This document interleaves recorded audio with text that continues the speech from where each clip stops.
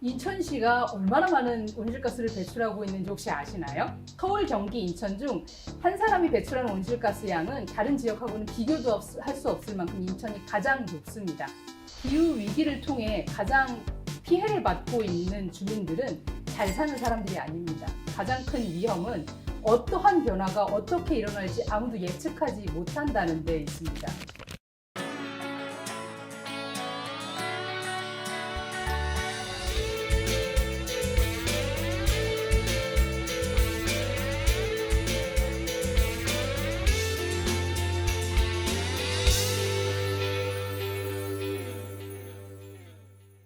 안녕하세요. 저는 인천연구원 탄소중립연구지원센터에서 일하고 있는 강민경이라고 합니다. 저는 인천광역시가 어떻게 기후위기에 잘 대응할 수 있을지, 그리고 탄소중립을 어떻게 잘 달성할 수 있을지 연구하는 일을 하고 있고요.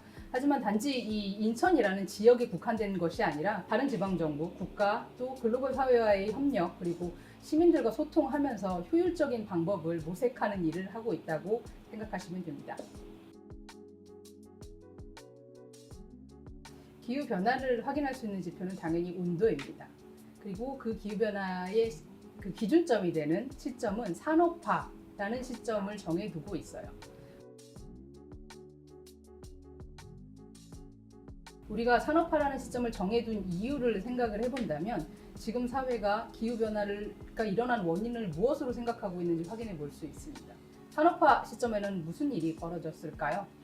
산업화 때는 화석 연료로 불리우는 석탄, 석유의 사용이 폭발적으로 증가를 하게 됩니다. 기술 발전을 이루면서 특히 증기 기관을 대표로 하는 기술 발전, 산업 발전을 이루면서 경제적, 사회적 구조가 크게 변화가 되고요. 그로 인해서 풍요로운 문명이 이제 생겨나게 되고 지금까지 그 문명을 우리가 누리고 있습니다.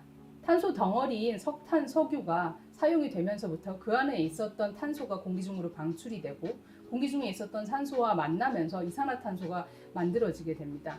그 이산화탄소는 다들 아시는 것처럼 온실가스, 또 기후변화를 일으키는 최고의 주범으로 손꼽히고 있습니다. 오랜 연구 끝에 과학자들은 지구 평균 온도의 변화 패턴과 그리고 공기 중에 이산화탄소의 양이 증가하는 패턴을 비교를 해본 결과 거의 완전히 일치한다는 것을 발견해냈습니다. 그로 이산화탄소가 가장 중요한 온실가스 그리고 그 기후변화를 일으키는 주범으로 판정이 된 건 거죠. 온실가스라는 것은 사실 무조건 나쁜 것만은 아닙니다. 원래 그 태양으로부터 오는 열 에너지가 밖으로 우주로 나가지 못하게 잡아두는 역할을 하는 건데요. 그 온도를 잡아두는 역할을 함으로 인해서 인간이 지구에서 살아갈 수 있는 온도가 유지될 수 있게 하는 굉장히 좋은 역할로 시작이 되었지만 그 양이 점점점 늘어나면서 우리가 생각하고 있었던 온도보다 훨씬 더 높은 온도를 유지하고 또 점점점 그 온도는 높아지고 있어서 지금의 기후변화가 큰 문제가 되고 있는 겁니다. 기후변화에 대응하기 위한 정부 협의체인 IPCC라는 곳이 있습니다. 거기에서는 많은 과학자들이 앞으로의 기후변화가 어떻게 또 우리 지구의 생태계가 어떻게 변화할지에 대해서 전망하고 예측하는 역할을 하는데요.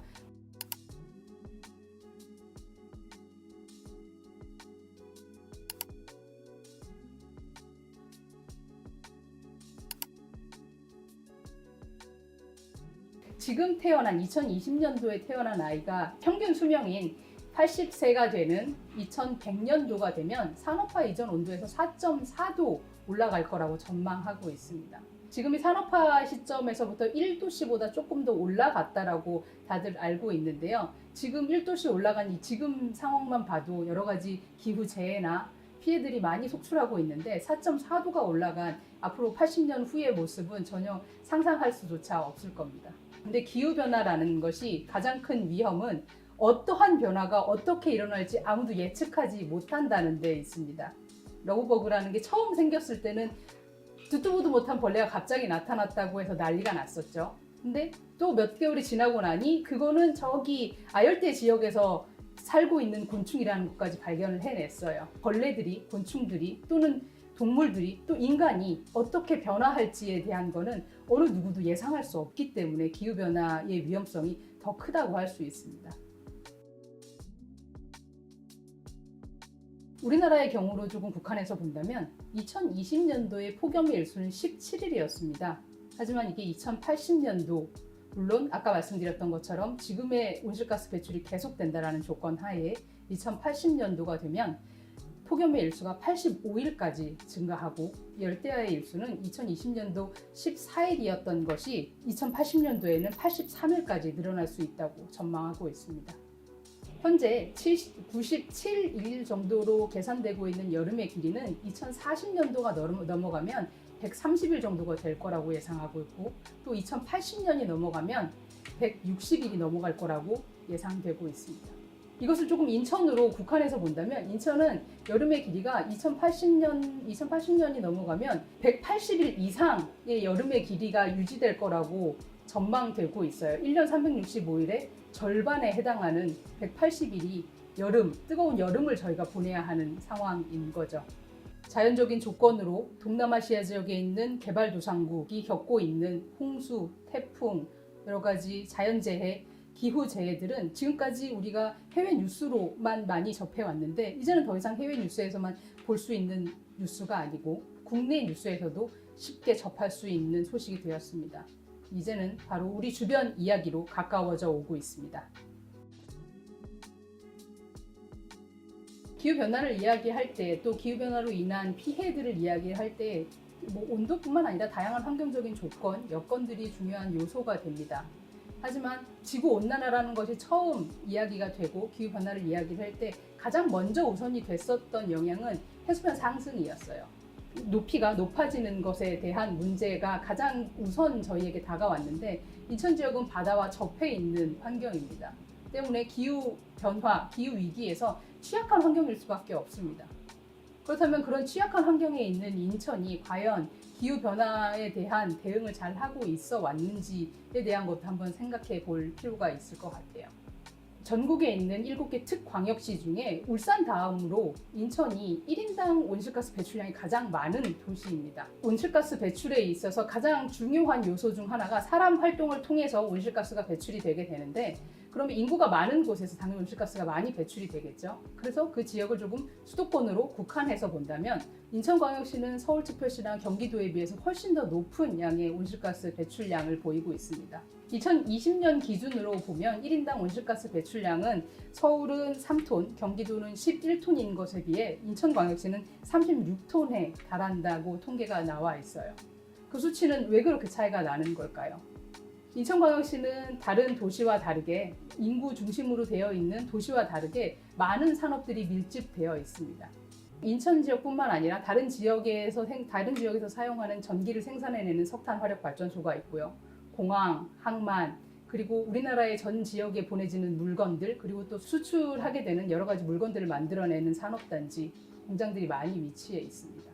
이런 발전과 산업에서 발생하는 온실가스 배출량은 전체 인천에서 배출하는 온실가스 배출량의 75%에 해당이 됩니다. 하지만 그 75%에 해당되는 영역은 그 지역이나 시민들이 관리하고 조정할 수 있는 부분은 아니기는 해요. 국가의 관리 영역에 속해 있다고 해서 그 인천 지역이나 또는 시민들이 손 놓고 그것을 보고만 있을 수는 없습니다. 우리 사회의 모든 구조를 다 바꿔야 합니다. 우리 생활의 모든 패턴을 다 바꿔야 돼요. 산업화를 겪게 된 풍요로운 문명 속에서 우리가 지금까지 살면서 익숙해졌던 모든 생활과 습관을 다 모두 대전환해야 합니다. 대전환이라고 하면 무겁게 다가오지만 어쩌면 조금 작은 실천에서부터 그 시작이 될 수 있습니다. 온실가스를 배출하는 에너지를 절약을 해야 되고요. 그러기 위해서는 에어컨의 온도를 조금 더 높이고 또 난방의 온도를 조금 낮추고 또 사용하고 있지 않은 가전제품의 플러그를 뽑는 작은 실천이 그 시작이 될 수 있습니다. 다회용 컵, 다회용기, 그리고 장바구니 등을 활용하면서 일회용품을 줄이는 것 또한 중요한 노력이 될 거예요.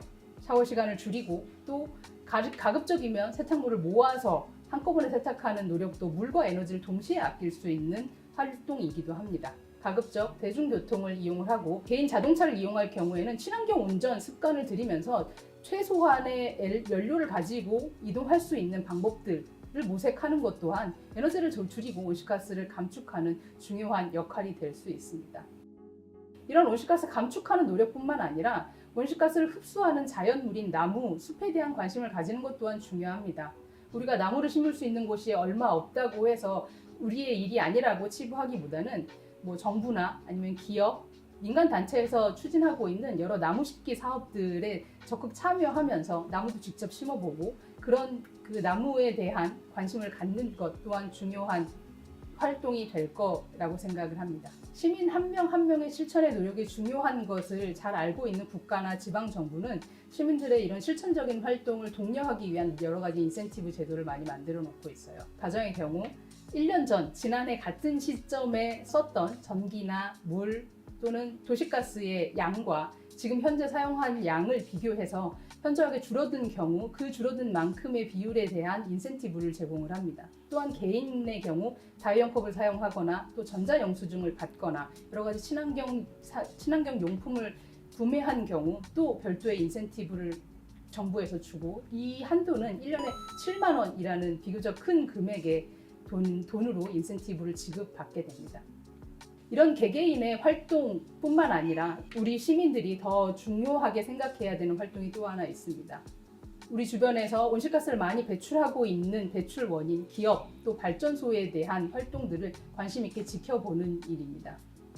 특히 많은 다양한 배출원을 가지고 있는 인천 지역 주민들은 더더욱 더 노력해야 되는 부분이기도 하고요. 기업에서 만든 물건을 사는 소비자 입장에서 또는 발전소가 같이 위치한 지역을 구성하고 있는 구성원 입장에서 그 회사가 그 발전소가 과연 친환경적인 활동을 하고 있는지 또 온실가스를 감축하기 위한 다양한 노력들을 하고 있는지 항상 관심 있게 지켜보며 또는 때론 감시하는 역할도 하며 그들과 함께 더 행복한 또 탄소 중립을 더 빠르게 달성할 수 있는 노력을 기울이는데 시민들이 함께 동참해야 할 것입니다. 그렇다면 우리가 어떤 활동을 통해서 이 탄소 중립을 달성할 수 있을지 그 구체적인 실천 내용은 다음 영상에서 확인하실 수 있습니다.